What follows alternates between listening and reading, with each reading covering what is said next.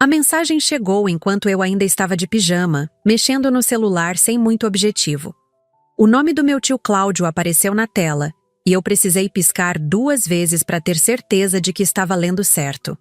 O homem que não consegue nem lembrar do meu aniversário estava me mandando mensagem. Reunião de família hoje às 15 horas. Sua presença é importante. Sem oi, sem como você está, direto ao assunto. Fiquei encarando aquelas palavras por uns 5 minutos, sentindo um nó estranho se formando no estômago. Cláudio nunca me procura. Nunca mesmo. A última vez que conversamos foi no velório da minha mãe. E mesmo assim foi só um meus pêsames, rápido antes de ele se virar para falar com alguém mais importante. Continuei relendo a mensagem, tentando entender que tipo de emergência faria eles lembrarem que eu existo. A palavra importante ficava saltando aos meus olhos, e não de um jeito bom. Respondi um ok, seco, e me arrependi na hora. Parte de mim queria ignorar completamente. Talvez mandar alguma desculpa sobre estar ocupada ou doente. Mas tinha algo no timing que parecia errado, algo que deixou meu peito apertado de ansiedade. Eu vinha recebendo umas ligações estranhas do banco há meses sobre assuntos pendentes, relacionados às contas da minha mãe. Coisas que eu empurrava com a barriga porque lidar com a bagunça financeira dela era doloroso demais. Agora, de repente tem uma reunião urgente de família? Fiquei ali sentada no sofá, ainda com a roupa de ontem, sentindo como se estivesse prestes a cair numa armadilha. Minha família havia aperfeiçoado a arte de me fazer sentir invisível durante 30 anos. Então por que precisavam de mim agora? Eu tinha essa sensação horrível de que, seja lá o que quisessem discutir, não seria uma boa notícia para mim. A ansiedade já estava se instalando, aquela sensação familiar de ser a estranha olhando de fora. Só que desta vez, eles estavam realmente me convidando para olhar. Levantei do sofá e fui até a cozinha, precisando de um café para organizar os pensamentos. Enquanto a cafeteira fazia barulho, não conseguia parar de pensar em todas as vezes que fui excluída das decisões familiares, das festas, dos almoços de domingo. Sempre tinha uma desculpa. Ah, achamos que você estava ocupada. Não queríamos te incomodar. Foi algo de última hora. Mentiras educadas que machucavam mais que qualquer grito. E agora, do nada, minha presença era importante? Mexia o açúcar no café e sentia que estava prestes a descobrir algo que preferia não saber. Mas curiosidade e raiva são sentimentos perigosos quando andam juntos. O resto da manhã passou devagar, com aquela mensagem martelando na minha cabeça. Tentei me distrair arrumando a casa, assistindo televisão, qualquer coisa para não ficar pensando no que poderia ser tão urgente. Mas não conseguia me concentrar em nada. Cada vez que olhava para o celular, via o horário chegando mais perto e o nervosismo aumentando. Decidi tomar um banho e me arrumar, mesmo sem saber direito por quê. Talvez fosse uma tentativa de me sentir mais preparada, mais no controle. Enquanto escolhia a roupa, me peguei pensando se deveria levar algum documento, alguma coisa que pudesse ser útil. Minha mãe sempre dizia para eu estar preparada para qualquer situação, e hoje essa frase ecoava na minha cabeça com uma intensidade estranha. Acabei jogando uns papéis numa pasta. Certidão de nascimento, RG, algumas coisas da herança que ainda não tinha organizado direito. Não sabia por que estava fazendo isso, mas meu instinto dizia que podia precisar. Saí de casa com a sensação de que estava indo para uma batalha, não para uma reunião de família. E talvez, no fundo, eu soubesse que não estava errada. Antes de sair de casa, resolvi dar uma olhada nos e-mails antigos da minha mãe. Tinha uma pasta no meu computador com as coisas dela que eu ainda não conseguia mexer direito, documentos que o advogado tinha me passado depois do velório. Lembrei que o banco tinha mandado umas notificações meses atrás sobre movimentações pendentes e documentos em análise, coisas que na época eu deixei para depois porque estava muito doloroso lidar com qualquer coisa relacionada a ela. Mas hoje, sei lá, algo me fez abrir aqueles arquivos. Comecei a fuçar as pastas, procurando qualquer coisa que pudesse me dar uma pista do que estava acontecendo. A maioria eram coisas básicas. Extratos bancários, conta de luz, documentos, do carro. Nada muito relevante. Até que encontrei uma pasta chamada Seguros que eu nunca tinha visto antes. Abri e tinha apenas um arquivo PDF. Apólice de seguro de vida, cópia original. Meu coração deu uma acelerada. Minha mãe nunca tinha me falado sobre seguro de vida. Cliquei 2 vezes no arquivo, rezando para que abrisse rápido. Quando a tela carregou, precisei me apoiar na mesa. O valor estava ali, bem claro. 720 mil reais. Uma fortuna. Dinheiro suficiente para mudar minha vida completamente. Mas o que me deixou em choque mesmo foi o campo beneficiário principal. Esperava ver meu nome ali, óbvio, né? Eu era filha única, a pessoa mais próxima dela. Mas não. O nome que estava escrito era Lucas Ferreira Silva. Meu primo Lucas. O cara que mal falava comigo nas reuniões de família, que sempre me tratou como se eu fosse um móvel da sala. Por que diabos minha mãe colocaria o Lucas como beneficiário? Ela nunca demonstrou ter uma relação especial com ele. Na verdade, eu lembrava dela reclamando várias vezes que ele só aparecia quando precisava de dinheiro emprestado. Fiquei ali parada, tentando processar aquela informação. Talvez fosse erro? Talvez ela tivesse feito isso temporariamente e esquecido de mudar? Mas não fazia sentido nenhum. Comecei a me sentir enjoada. Aquela sensação de que o chão estava sumindo, debaixo dos meus pés. Continuei olhando o documento, procurando alguma explicação, alguma data que justificasse aquela escolha. A apólice era de alguns anos atrás, mas havia sido atualizada recentemente. As datas de atualização eram todas posteriores à morte dela. Como assim? Como um documento pode ser atualizado depois que a pessoa morreu? Isso não fazia sentido nenhum. Peguei meu celular e comecei a tirar fotos do documento. Não sabia bem por quê, mas meu instinto dizia para guardar aquilo como prova de alguma coisa. Enquanto fazia isso, reparei em alguns detalhes estranhos no PDF. A formatação parecia meio estranha em algumas partes, como se tivesse sido editado. A assinatura da minha mãe estava ali, mas parecia meio borrada, diferente da letra dela que eu conhecia tão bem. Ampliei a imagem na tela e vi que a qualidade da assinatura era bem inferior ao resto do documento, como se tivesse sido escaneada de outro lugar e colada ali. Meu estômago revirou. Comecei a conectar as coisas. A reunião de família súbita, o Lucas como beneficiário, o documento com data posterior à morte da minha mãe, a assinatura estranha. Será que eles tinham mexido no seguro? Será que por isso precisavam de mim, na reunião hoje? Para me contar que o dinheiro não era meu? Ou pior, para tentar me convencer de que era tudo normal? Salvei uma cópia do arquivo no meu celular e imprimi uma versão em papel. Se eles achavam que iam me enganar, estavam muito enganados. Dessa vez eu não ia aceitar ser a boba da história. Peguei a pasta com os documentos, tranquei a casa e saí. Era hora de descobrir que jogo estavam jogando. Cheguei na casa do meu avô 5 minutos antes das 3 da tarde. O carro do Cláudio já estava na garagem, junto com mais uns 3 carros que reconheci da família. Respirei fundo antes de descer, tentando me preparar mentalmente para o que estava por vir. A casa do vô sempre foi o ponto de encontro da família, mas eu raramente era convidada para essas reuniões. A última vez que estive ali foi no Natal dos ano retrasado, e mesmo assim foi só porque minha mãe insistiu para eu ir. Bati na porta e foi a tia Ana quem abriu, me cumprimentando com um sorriso forçado que não chegou aos olhos. "Oi, querida, entra!" disse ela, mas o tom estava estranho, muito controlado. Entrei na sala e vi que todo mundo já estava lá.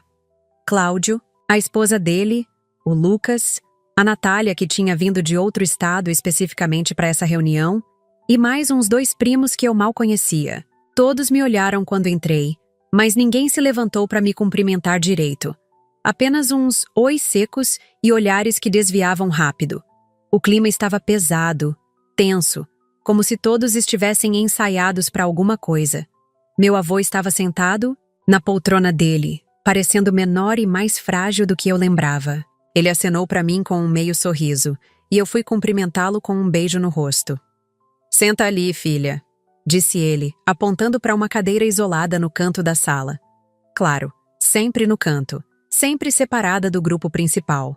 Mal sentei, e o Cláudio já começou a falar, como se estivesse com pressa de terminar logo aquilo. "Bom, agora que estamos todos aqui, podemos começar." Ele tinha uma pasta na mão e uma expressão séria que eu nunca tinha visto antes.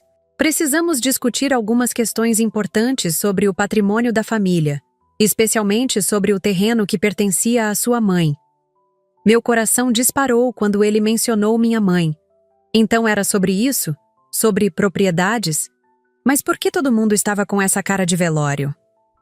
O Lucas estava mexendo no celular, claramente nervoso, evitando olhar na minha direção. A Natália ficava arrumando o cabelo a cada 5 segundos, um tique que ela sempre teve quando estava ansiosa. Meu tio continuou falando sobre necessidades de documentação e questões burocráticas pendentes, mas eu quase não estava prestando atenção nas palavras dele. Estava mais focada nas expressões de todo mundo, na maneira como evitavam me olhar diretamente, no jeito como pareciam estar representando papéis decorados. Era como se todos soubessem de alguma coisa que eu não sabia e estavam tentando encontrar a melhor maneira de me contar. Ou talvez, pensando melhor, a melhor maneira de me enganar. A sensação era de estar numa sala cheia de gente, mas completamente sozinha ao mesmo tempo. Depois de uns 10 minutos ouvindo o Cláudio falar sobre burocracias e documentos, resolvi interromper. Não aguentava mais aquele teatrinho. "Tio, posso fazer uma pergunta?" Ele parou de falar e todo mundo me olhou, como se eu tivesse dito alguma coisa absurda. "Claro", respondeu ele, mas dava para ver que não estava esperando perguntas. "Isso tem alguma coisa a ver com o seguro de vida da minha mãe?" O silêncio que se seguiu foi ensurdecedor. Literalmente todo mundo parou de se mexer. O Lucas largou o celular. A Natália parou de mexer no cabelo. Até meu avô levantou a cabeça para me olhar. Era como se eu tivesse jogado uma bomba no meio da sala. Cláudio ficou vermelho, abriu e fechou a boca algumas vezes antes de conseguir falar. "Como você? De onde você tirou essa informação?" A pergunta dele confirmou todas as minhas suspeitas. Eles sabiam do seguro. Todos sabiam. E pelo jeito como reagiram, também sabiam que havia algo errado com ele. "Encontrei os documentos hoje de manhã", respondi, tentando manter a voz firme. "E gostaria muito de entender por que o nome do Lucas está como beneficiário principal." Agora foi a vez do Lucas ficar branco. Ele olhou para o Cláudio como se estivesse pedindo socorro, como uma criança que foi pega fazendo alguma coisa errada. A tensão na sala era tão grande que dava para cortar com a faca. O Cláudio tentou retomar o controle da situação, mas eu podia ver que ele estava perdido. "Olha, isso não era para ser discutido hoje. Temos outras questões mais urgentes para resolver primeiro." Mas eu não estava disposta a deixar ele mudar de assunto. "Não, tio. Isso é exatamente o que precisa ser discutido. Agora." Minha voz saiu mais firme do que eu esperava, e senti uma força que não sabia que tinha. "Vocês me chamaram aqui porque sabiam que eu ia descobrir, não foi?" O Lucas finalmente levantou os olhos para me encarar, e vi que estava tremendo. "Sua mãe. Ela realmente me nomeou como beneficiário", disse ele com a voz fraca. "Ela disse que você era muito nova, que não sabia lidar com tanto dinheiro de uma vez." Eu ri, mas não foi uma risada de humor. Era descrença pura. "Nova? Eu tinha 27 anos quando ela morreu. Trabalho desde os 18, pago minhas próprias contas, tenho minha casa. Que parte disso sugere que eu não sei lidar com dinheiro?" O silêncio voltou, mais pesado ainda. A tia Ana estava com os olhos cheios de lágrimas, mas não de tristeza. Era culpa. Eu conseguia ver a culpa estampada no rosto dela. Além do mais, continuei tirando meu celular da bolsa. Eu gostaria muito de ver a documentação original dessa nomeação, porque o que eu encontrei hoje levanta algumas questões bem interessantes. Abri as fotos que tinha tirado do documento e comecei a mostrar para eles. Olha só que curioso. Aqui está a apólice original, datada de alguns anos atrás. E aqui? Passava o dedo na tela. Estão as datas de atualização, todas posteriores à morte da minha mãe. Como é que isso é possível mesmo? O Cláudio tentou se aproximar para ver melhor, mas eu afastei o celular. Ah, e tem mais. Essa assinatura aqui. Ampliei a imagem. Parece meio estranha, não acham? A qualidade é bem diferente do resto do documento. Quase como se tivesse sido uma copiada de outro lugar. As palavras saíam da minha boca e eu mesmo ficava impressionada com a minha coragem. Normalmente eu engolia qualquer coisa que a família decidia. Sempre fui a que aceitava, a que não criava problemas.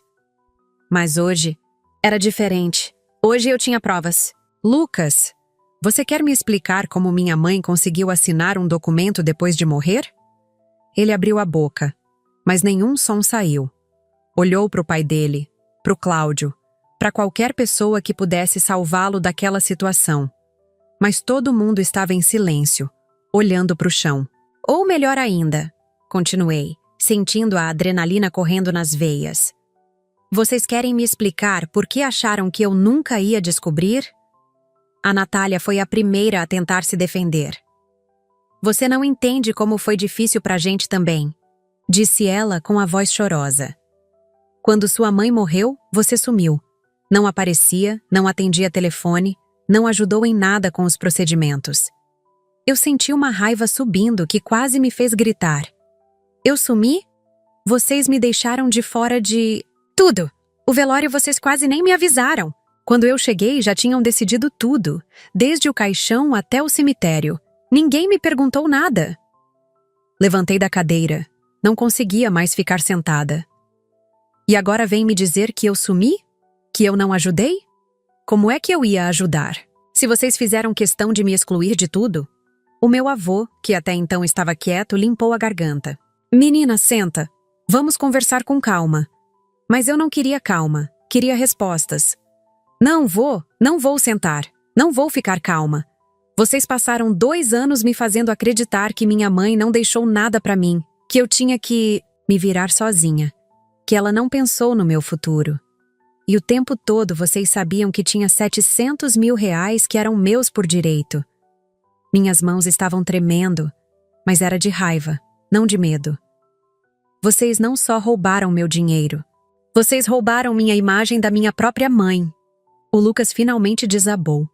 Não fisicamente, mas emocionalmente. Vi o cara que sempre se achava o mais esperto da família se desfazendo na minha frente.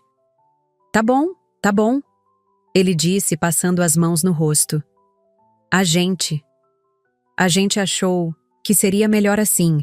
Você estava tão abalada na época, mal saía de casa, mal atendia telefone. E o Lucas estava com uns problemas financeiros sérios. Foi a tia Ana quem falou, como se isso justificasse alguma coisa. Problemas financeiros? Repeti, ainda não acreditando no que estava ouvindo. E isso dá o direito de vocês falsificarem documentos? O Cláudio se mexeu na cadeira, desconfortável.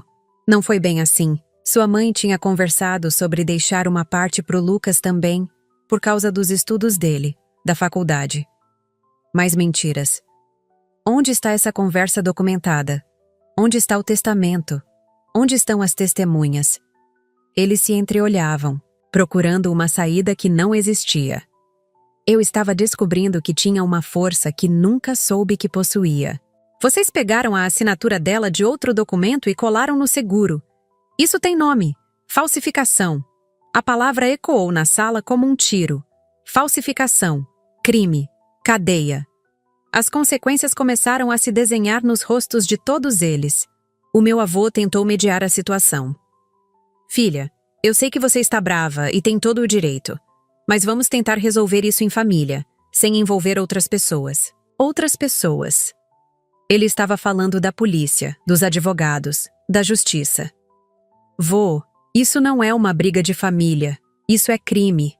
Eles falsificaram documentos, fraudaram um seguro, me privaram de uma herança que era minha por direito.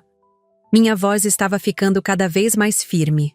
E o pior de tudo, Me fizeram acreditar que minha mãe não se importava comigo o suficiente para deixar alguma coisa. Essa foi a parte que mais doeu falar, porque era verdade. Durante 2 anos, carreguei essa dor de achar que ela tinha me esquecido, que eu não era importante o suficiente para ser lembrada no testamento. Vocês não só roubaram meu dinheiro, roubaram minha autoestima, minha relação com a memória dela. O Lucas começou a chorar. Desculpa, prima. Eu não queria que fosse assim. Mas eu estava desesperado, devia dinheiro para umas pessoas perigosas. Como se isso fosse desculpa.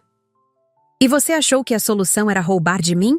Da filha da sua tia morta? Ele não respondeu, só continuou chorando como uma criança que foi pega fazendo travessura. A Natália tentou uma última cartada. Mas como você vai provar que a gente fez alguma coisa errada? É a sua palavra contra a nossa. E ali foi que eu sorri pela primeira vez desde que entrei naquela casa. Ah, Natália, que bom que você perguntou. Peguei meu celular de novo e abri o aplicativo do banco. Sabe o que eu fiz antes de vir aqui? Liguei para o banco, conversei com a gerente responsável pelos seguros. Ela me mandou por e-mail uma cópia da apólice original, aquela que foi registrada antes da morte da minha mãe. Todos ficaram em silêncio absoluto. E sabe qual nome estava como beneficiário na versão original? O meu. Só o meu.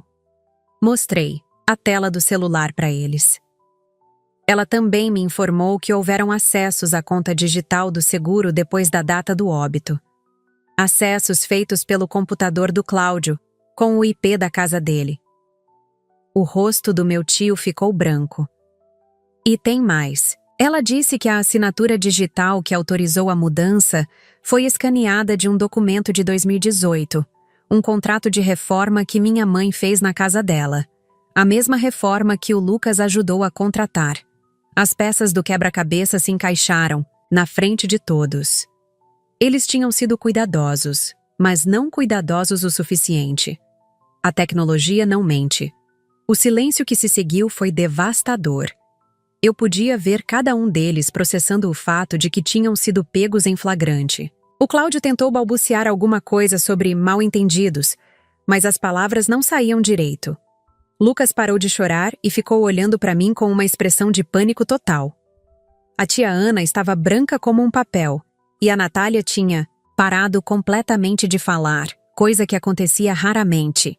Meu avô estava me olhando com uma mistura de orgulho e tristeza, como se estivesse vendo sua neta crescer e se tornar adulta ali na frente dele, mas ao mesmo tempo percebendo que a família que ele construiu estava desmoronando. Então vocês realmente fizeram isso, eu disse, mais para mim mesma do que para eles. Vocês realmente falsificaram documentos, roubaram minha herança e ainda tiveram a coragem de me chamar aqui para quê? Para me convencer de que estava tudo certo? O Lucas finalmente falou com a voz quebrada. A gente ia contar tudo. Por isso te chamamos hoje. A gente não conseguia mais viver com isso. Mentira. Se fosse verdade, teriam me contado há 2 anos. Vocês me chamaram porque sabiam que eu estava perto de descobrir sozinha. A gerente do banco já tinha me ligado 3 vezes essa semana. Foi então que a raiva deu lugar a uma frieza que eu nunca tinha sentido antes. Era como se um interruptor tivesse sido ligado na minha cabeça, e de repente eu estava vendo tudo com uma clareza cristalina. Certo. Agora vou explicar para vocês como isso vai funcionar. Minha voz saiu calma, controlada, quase assombrosamente serena. Primeiro, quero todo o dinheiro de volta. Cada centavo que foi retirado dessa apólice. Segundo, vocês vão assinar uma confissão por escrito admitindo o que fizeram.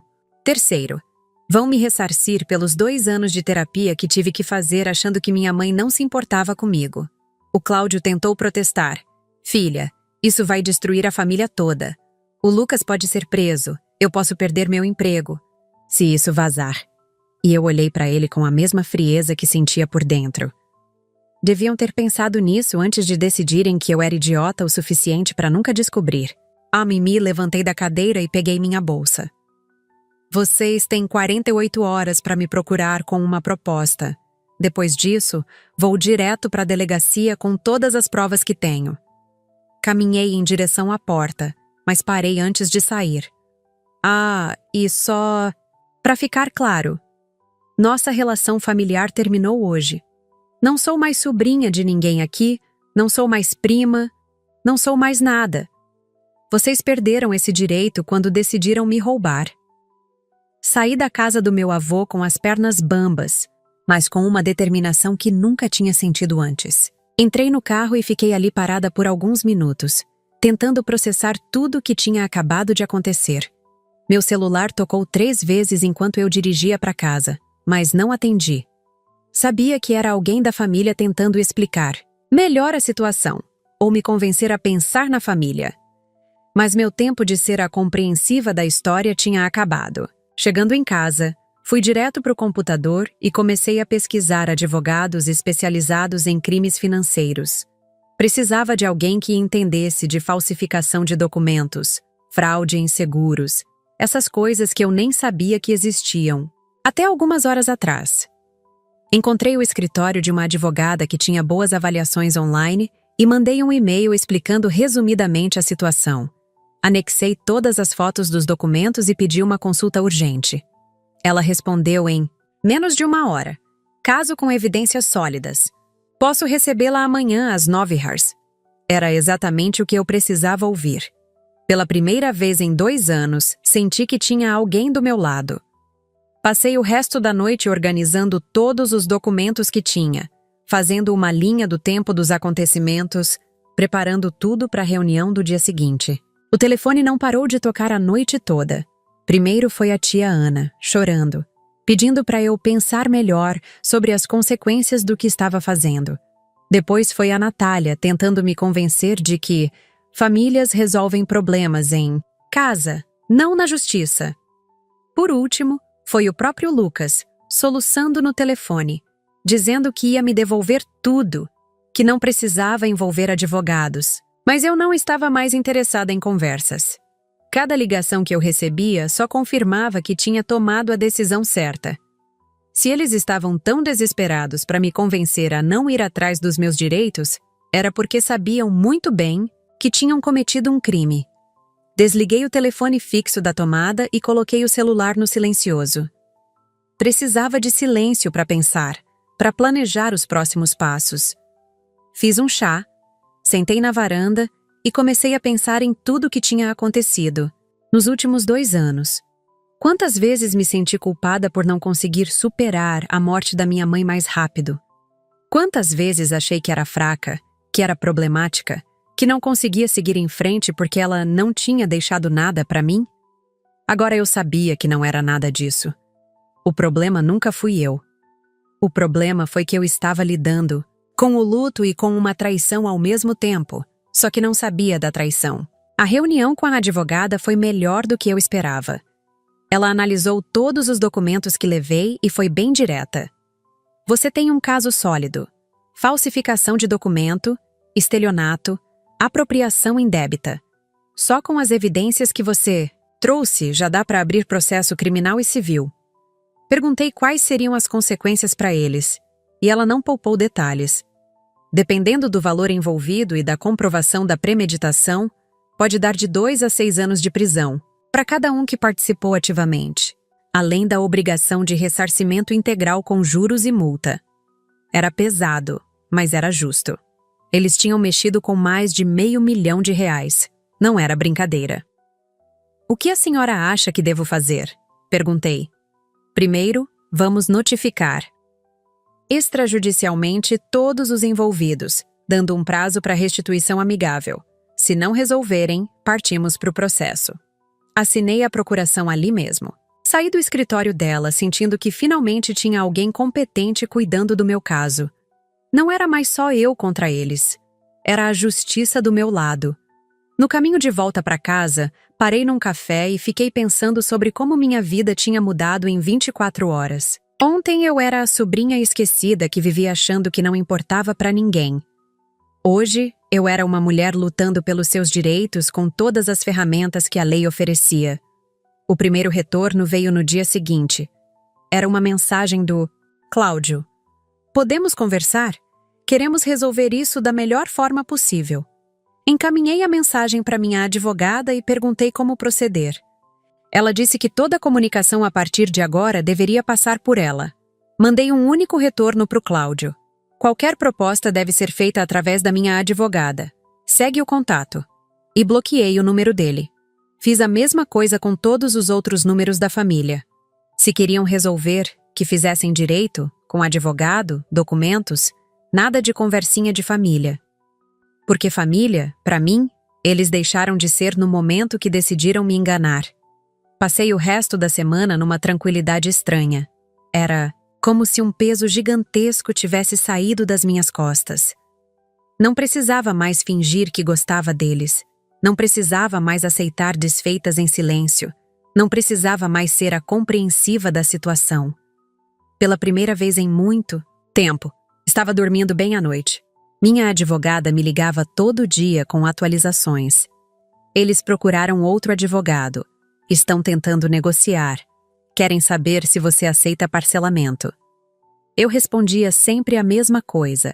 Quero tudo de volta com juros e uma confissão. Por escrito. Não há negociação. A resposta oficial deles chegou uma semana depois, através do advogado que contrataram. Era uma proposta meio patética. Devolver metade do dinheiro em 3 anos, sem juros, e eu assinar um documento concordando que tinha sido tudo um mal-entendido familiar. Minha advogada riu quando leu para mim por telefone. Eles realmente acham que você é boba, disse ela. Vamos recusar e partir direto para o processo. Foi exatamente o que fizemos. No dia seguinte, ela protocolou a ação na justiça. Crime de estelionato, falsificação de documento e apropriação indébita contra Cláudio, Lucas e Ana, que tinha assinado como testemunha na documentação falsa. A Natália escapou, porque conseguimos provar que ela só soube depois, mas, mesmo assim, seria chamada como testemunha. Quando a notificação chegou na casa deles, meu telefone explodiu com ligações. Mas eu não estava mais atendendo ninguém da família. Quem quisesse falar comigo, que falasse através dos advogados. Era assim que funcionava o mundo adulto. O mundo onde as pessoas assumiam as consequências dos seus atos. Minha advogada me disse que o processo poderia demorar alguns meses, mas que as evidências eram tão claras que provavelmente eles tentariam um acordo antes de ir a julgamento. Ninguém quer ser condenado por estelionato, ela explicou. Mancha a ficha criminal para sempre. 3 dias depois do processo ser protocolado, recebo uma ligação inesperada. Era meu avô. Hesitei antes de atender, mas alguma coisa me disse que deveria ouvir o que ele tinha para falar. Filha, ele disse, com a voz mais cansada que eu já tinha ouvido. Você pode vir aqui em casa? Tem umas coisas que preciso te contar. O tom dele era diferente. Não era para me convencer a desistir do processo. Era arrependimento? Dor? Decidi ir, mas levei minha advogada junto. Chegamos lá e encontramos meu avô sozinho, sentado, na poltrona dele com uma caixa de documentos no colo. Eu sabia, foi a primeira coisa que ele disse. Eu sabia desde o começo que eles tinham feito alguma coisa errada com o seguro da sua mãe. Senti meu estômago revirar. E por que não fez nada? Porque achei que eles iam cuidar de você com o dinheiro. Achei que iam te ajudar, te dar uma parte quando você precisasse. Mais uma vez, subestimaram minha capacidade de cuidar de mim mesma. Mas aí você desapareceu por 2 anos. Eles nunca mais falaram em te ajudar. E eu comecei a suspeitar que você nem sabia do dinheiro. Ele abriu a caixa e mostrou uma pilha de papéis. Aqui estão todos os documentos originais do seguro, mais uns comprovantes que podem te interessar. Os documentos que meu avô me mostrou foram além de qualquer coisa que eu imaginava. Não era só o seguro de vida. Tinha conta bancária conjunta que eles esvaziaram, título de capitalização que foi resgatado, até uma pequena aplicação que minha mãe tinha feito para o meu futuro. No total, não eram só os 700 mil do seguro. Eram quase 900 mil reais que tinham sido desviados. Meu Deus!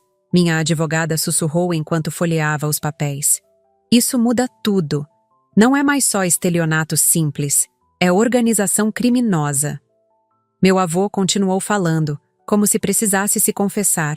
Antes de morrer, eles me convenceram de que você estava muito abalada, que não conseguiria lidar com tanto dinheiro de uma vez, que era melhor eles administrarem até você se recuperar. Ele parou para tossir, parecendo mais velho a cada segundo. Mas depois que você saiu da casa outro dia, fui atrás dos extratos das contas. O Lucas comprou carro, reformou a casa, pagou dívida de jogo. A Ana fez uma viagem para a Europa. O Cláudio investiu numa loja que faliu em 6 meses. Eles não tinham só roubado meu dinheiro, tinham gastado como se fosse deles por direito. Por que você está me contando isso agora, avô? Porque eu tô morrendo, filha.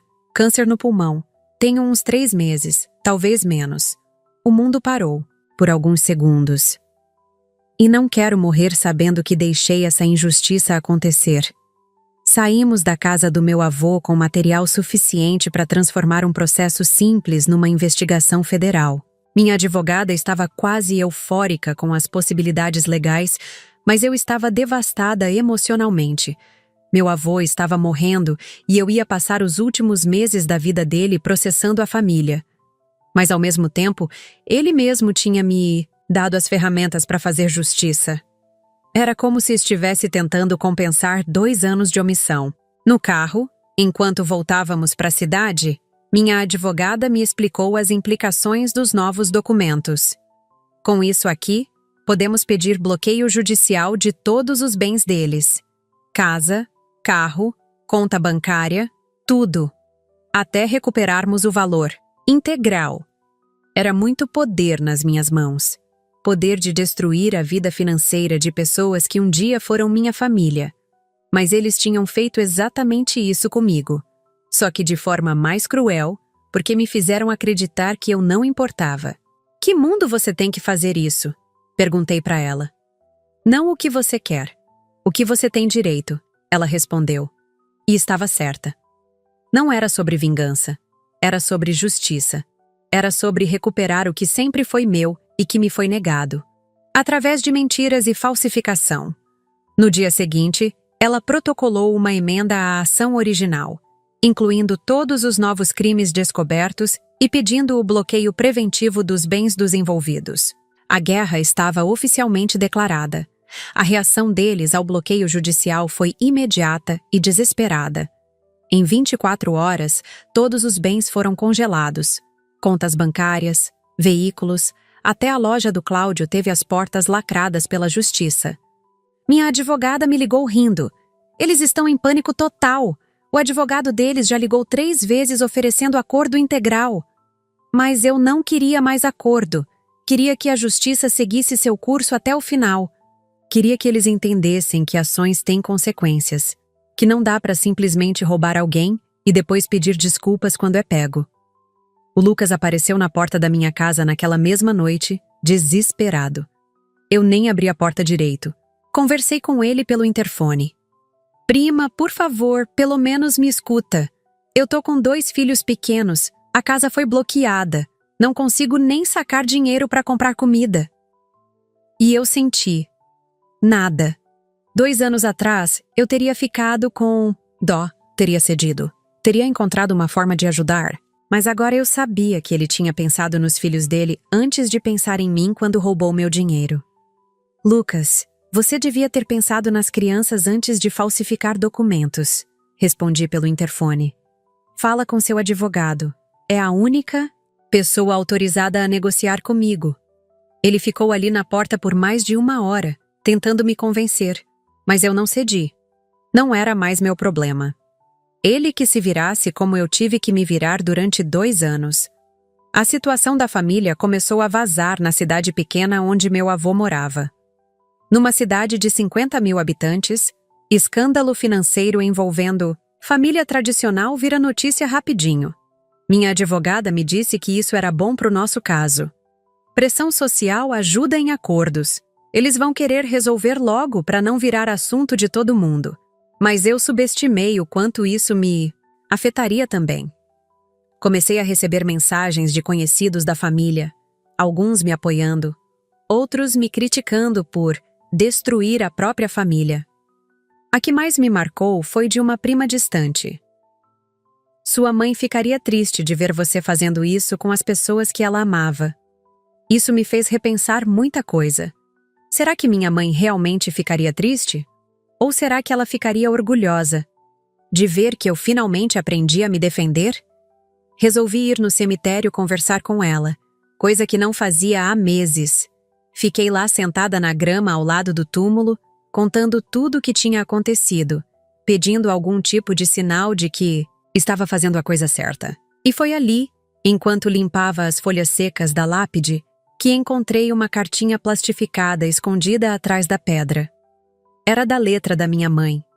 Se você está lendo isso, é porque algo aconteceu comigo e você está passando por dificuldades. Lembre-se, você é mais forte do que imagina. Não deixe ninguém te convencer do contrário. Te amo para sempre. Ela sabia. De alguma forma, ela sabia que eu ia precisar dessa força. Com a carta da minha mãe no bolso, voltei para casa com uma certeza que não tinha antes. Ela teria feito exatamente o que eu estava fazendo. Não por maldade, mas por justiça. No dia seguinte, recebi uma ligação da minha advogada com uma proposta nova. Restituição integral dos R$ 900 mil, mais 50 mil de danos, morais, confissão por escrito, e eles se comprometiam a pagar tudo em 6 meses. É uma boa proposta, ela disse. Você recupera tudo sem ter que esperar o processo tramitar por anos. Mas tinha uma condição. Eu deveria retirar a queixa criminal. Ou seja, eles não seriam presos, só pagariam o dinheiro de volta. Pedi um tempo para pensar. Era tentador. Quase R$ 1 milhão na minha conta, sem mais dor de cabeça, sem mais drama familiar. Mas alguma coisa me incomodava na ideia de eles saírem impunes. Crime é crime, independente de ser entre família. Se eu aceitasse, qual seria a lição aprendida? Que dá para roubar desde que você devolva quando for pego? Liguei para o meu avô para conversar sobre a proposta. Ele estava numa cama de hospital, fazendo quimioterapia. Filha, faça o que achar certo para o seu coração. Mas lembra de uma coisa. Sua mãe sempre disse que você tinha que aprender a se valorizar mais. Era tudo o que eu precisava ouvir. Recusei a proposta. Mandei minha advogada responder que aceitaria o dinheiro, mas a queixa criminal continuaria. Se quisessem evitar a prisão, que fizessem um acordo com o Ministério Público, não comigo. A reação foi imediata. Cláudio me ligou diretamente, passando por cima da minha advogada, gritando que eu estava sendo vingativa, que estava destruindo a família por orgulho. Não é orgulho, respondi calmamente. É consequência. Vocês cometeram crimes. Crimes têm punição. É assim que funciona a sociedade. Desliguei o telefone e bloqueei o número dele também. Não ia mais ouvir tentativas de manipulação emocional. 2 semanas depois, o julgamento foi marcado. Eles conseguiram um advogado criminalista caro, mas as evidências contra eles eram incontestáveis. Minha advogada estava confiante. Com a confissão que o seu avô deu e os documentos que ele entregou, é caso fechado. Vai ser só uma questão de determinar a pena. Eu estava nervosa, mas determinada. Ia olhar nos olhos de cada um deles no tribunal e mostrar que a menina invisível da família tinha aprendido a se fazer ouvir. Não precisava mais gritar para chamar atenção. Agora eu tinha a justiça do meu lado, e isso fazia mais barulho que qualquer grito. O dia do julgamento chegou mais rápido do que eu esperava. Acordei cedo, escolhi minha roupa mais séria e fui pro fórum com minha advogada. Era estranho estar ali, num ambiente que eu só conhecia de filmes, para julgar pessoas que um dia foram minha família. Quando entrei na sala de audiências, eles já estavam lá. Cláudio, Lucas e tia Ana, todos com roupas escuras, parecendo menores do que eu lembrava. Eles me olharam quando entrei, mas eu mantive o olhar fixo para frente. Não ia dar a eles a satisfação de me ver emocional ou hesitante. O juiz era um homem mais velho, de uns 60 anos, que conduziu a audiência de forma muito técnica. Primeiro vieram as provas, os documentos falsificados, os acessos irregulares às contas, os comprovantes de como gastaram o dinheiro. Minha A advogada apresentou tudo de forma cronológica, contando a história completa desde a morte da minha mãe até a descoberta da fraude. Quando chegou a hora dos depoimentos, o Lucas tentou minimizar sua participação, dizendo que tinha sido influenciado pelo pai e pelo tio. Cláudio tentou argumentar que tinham feito tudo pensando no meu bem, que eu estava muito abalada para lidar com tanto dinheiro. A tia Ana só chorou e pediu perdão, mas nenhum deles conseguiu explicar por que gastaram o dinheiro em benefício próprio se a intenção era me proteger. Quando chegou minha vez de falar, levantei e olhei diretamente para cada um deles. Eu não vim aqui buscar vingança, comecei. Vim buscar justiça. Durante 2 anos, vivi achando que minha mãe não tinha se importado o suficiente comigo para deixar alguma coisa. Durante 2 anos, me culpei por não conseguir superar o luto mais rápido, por não conseguir reconstruir minha vida como eles esperavam. Hoje eu sei que não era incapacidade minha. Era dor duplicada, pelo luto e pela traição que eu não sabia que existia. Minha voz estava firme, sem tremor. Eles não roubaram só meu dinheiro. Roubaram minha autoestima, minha relação com a memória da minha mãe, meus 2 anos de tranquilidade para chorar minha perda em paz. O juiz me ouviu em silêncio, fazendo algumas anotações. Quando terminei, ele declarou um intervalo de 15 minutos para analisar o caso. Foram os 15 minutos mais longos da minha vida. Minha advogada me tranquilizou. Você falou muito bem. O juiz pareceu convencido. Quando voltamos para a sala, ele deu a sentença. 2 anos de reclusão em regime semiaberto para cada um, convertidos em prestação de serviços comunitários e multa. Além da obrigação de restituir integralmente o valor desviado com juros e correção monetária. Não era prisão fechada, mas era justiça. Eles teriam que assumir publicamente o que fizeram e pagar pelas consequências. A sentença repercutiu na cidade como uma bomba. Em lugares pequenos, todo mundo conhece todo mundo, e ver uma família tradicional sendo condenada por estelionato vira assunto por meses. Algumas pessoas me procuraram para me parabenizar pela coragem, outras me criticaram por ter levado as coisas longe demais. Mas eu estava em paz com minha decisão. Tinha feito o que precisava ser feito. O dinheiro começou a ser depositado na minha conta em parcelas mensais, conforme determinado pelo juiz. Era surreal ver aquele valor chegando depois de 2 anos, achando que nunca teria direito a nada. Com parte do dinheiro, paguei todas as dívidas que tinha acumulado, inclusive as sessões de terapia que precisei fazer para lidar com a rejeição da minha mãe. Com outra parte, comprei um apartamento pequeno numa cidade maior, onde ninguém me conhecia, onde eu podia recomeçar sem carregar o peso dessa história nas costas. Meu avô morreu 3 meses depois do julgamento. Fui ao velório, mas mantive distância dos outros familiares. Ele tinha deixado um testamento me nomeando como única herdeira da casa e de alguns investimentos que tinha. Era sua forma de tentar compensar os anos de omissão. Não precisava, mas aceitei como um pedido de desculpas que ele não conseguiu fazer em vida. O que mais me surpreendeu foi descobrir quantas pessoas tinham passado por situações parecidas. Depois que a história se espalhou, recebi mensagens de conhecidos contando sobre familiares que os tinham enganado, sobre heranças desviadas, sobre documentos falsificados. Parece que esse tipo de coisa é mais comum do que a gente imagina. Só que a maioria das pessoas não tem coragem de enfrentar a família. Entendi que meu caso podia servir de exemplo para outras pessoas que estavam passando pela mesma situação. Decidi escrever tudo num blog, sem citar nomes, só contando os fatos e como consegui resolver. A repercussão foi imensa. Centenas de comentários de pessoas que se identificaram com a história, que estavam vivendo situações similares e não sabiam que tinha solução legal. Algumas até me procuraram pedindo indicação da minha advogada. Era reconfortante saber que minha dor tinha servido para ajudar outras pessoas, que minha luta não tinha sido só por mim, mas por todas as pessoas que são subestimadas pela própria família. 6 meses depois do julgamento, mudei definitivamente para a cidade nova.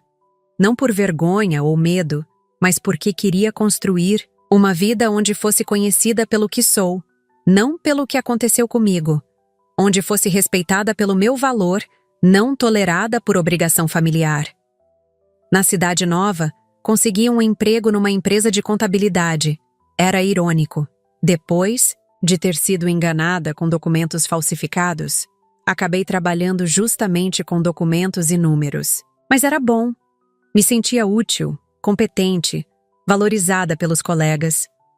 Ninguém ali sabia da minha história, então eu era julgada apenas pelo meu desempenho profissional.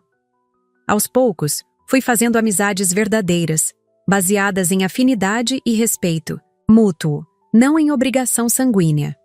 Era libertador descobrir que dava para construir uma família de escolha, pessoas que realmente se importavam comigo.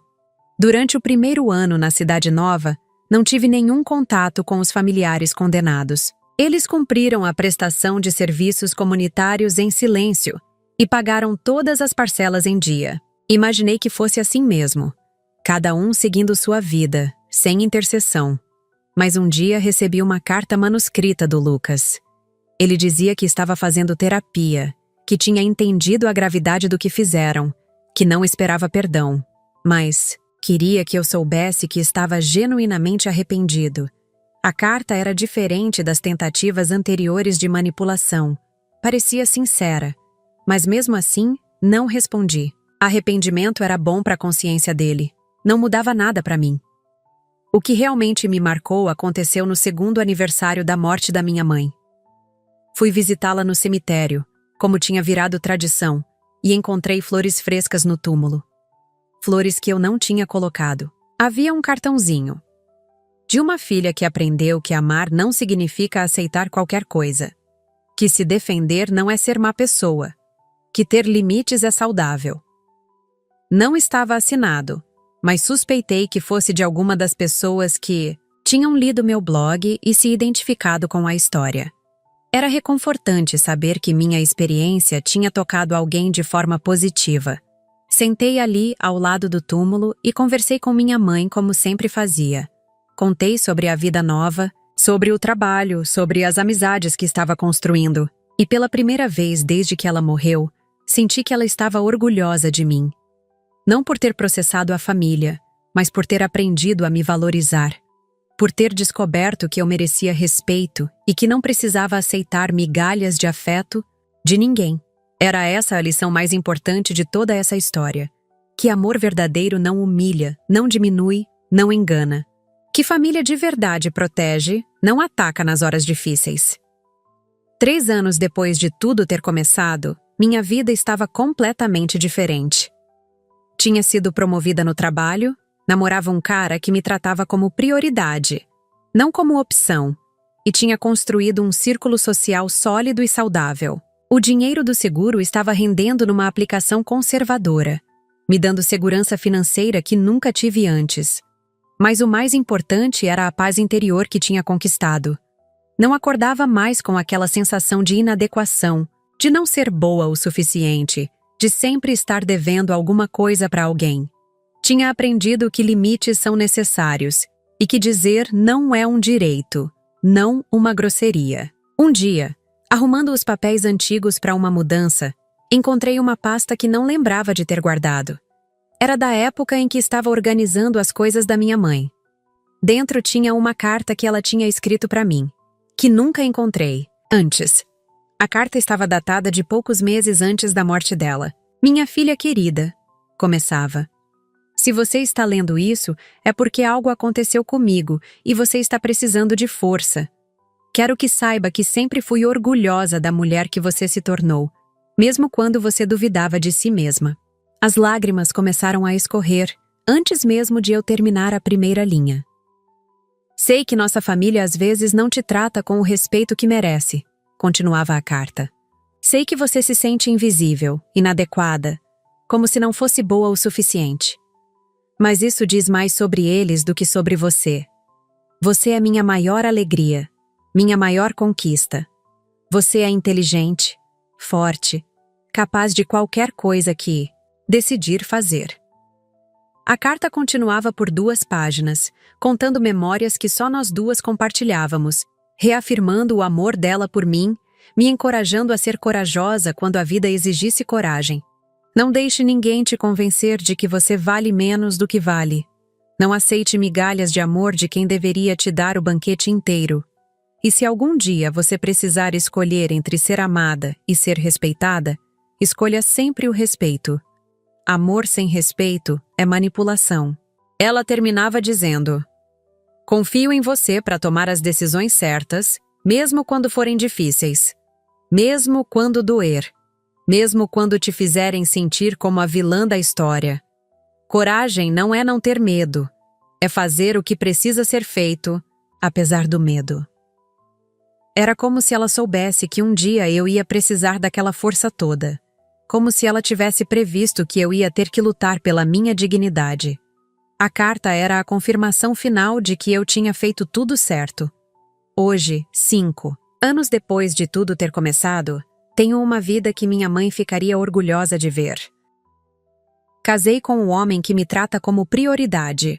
Tenho um trabalho que me realiza e onde sou respeitada. E construí uma família de escolha com pessoas que genuinamente se importam comigo. O dinheiro do seguro me permitiu fazer coisas que nunca pensei que seriam possíveis. Comprar casa própria, fazer uma especialização, até ajudar outras pessoas que passaram por situações parecidas através de um projeto social que criei. Às vezes me perguntam se me arrependo de ter processado a família, se não sinto falta do convívio familiar. A resposta é sempre a mesma. Não sinto falta de pessoas que me desrespeitavam. Sinto falta da ideia de família que eu tinha, mas essa ideia era baseada numa ilusão. A família real nunca me incluiu verdadeiramente. O que eu perdi não era a família, era a obrigação de aceitar migalhas. O Lucas tentou contato algumas vezes ao longo dos anos, sempre por meio de terceiros, sempre querendo explicar melhor as coisas. Mas eu não preciso de explicações. Preciso de respeito. E respeito não se pede, se demonstra através de ações. A única pessoa da família antiga com quem mantenho contato esporádico é uma prima distante que sempre foi diferente dos outros, que me procurou depois de tudo para dizer que admirava minha coragem. Recentemente comecei a escrever um livro sobre toda essa experiência. Não por vingança ou para expor ninguém, mas para ajudar outras pessoas que estão vivendo situações similares. Para mostrar que é possível sair de relacionamentos tóxicos, mesmo quando são familiares. Que é possível reconstruir a vida depois de descobrir que as pessoas em quem confiávamos nos traíram. Que é possível ser feliz sem aceitar qualquer tipo de amor que nos oferecem. O livro vai se chamar Quando a Família Vira Estranha e vai contar não só minha história, mas de outras pessoas que passaram por experiências parecidas e conseguiram reconstruir suas vidas. Quero que ele chegue na mão de cada pessoa que está se sentindo invisível na própria família. De cada pessoa que está aceitando migalhas de afeto por medo de ficar sozinha.